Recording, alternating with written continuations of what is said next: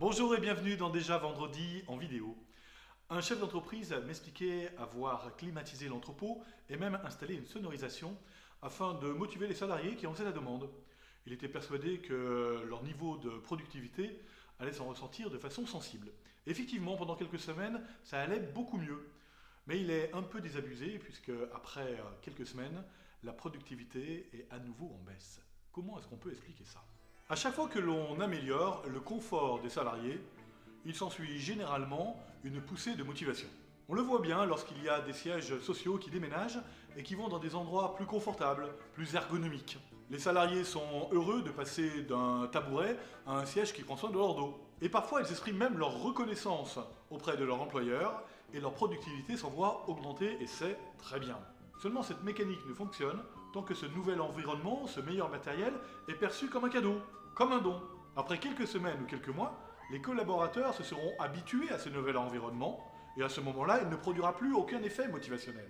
Si avant ces améliorations des conditions de travail, la motivation était un peu instable, parfois en berne, parfois quasiment inexistante, il ne faut pas imaginer qu'une solution en matériel va répondre à un problème relationnel. En d'autres termes, le besoin vital d'un individu, c'est d'être reconnu.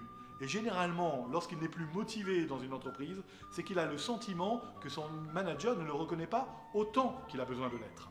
En changeant des conditions de travail, on permet un petit gain en motivation, car il y a une espèce d'équation dans la tête qui dit « Allez, je troque momentanément de la reconnaissance contre ce matériel-là, contre ce nouvel ordinateur, contre cette nouvelle voiture de fonction, contre ce nouveau bureau. » Mais dès lors que le don que m'a fait l'entreprise, je m'y suis habitué, ça devient une dette, et à nouveau, je retombe dans un niveau de motivation parfois non suffisant pour être au rendez-vous de ce qu'attend de moi l'entreprise. Aussi, n'oublions pas que la motivation de nos collaborateurs dépend beaucoup plus de la relation que nous leur proposons plutôt que du confort dans lequel nous les mettons. C'est terminé pour ce Déjà Vendredi en vidéo. Le mois prochain, nous verrons que lors des bilans, lorsque les résultats sont positifs, il n'y a pas intérêt à exprimer des regrets.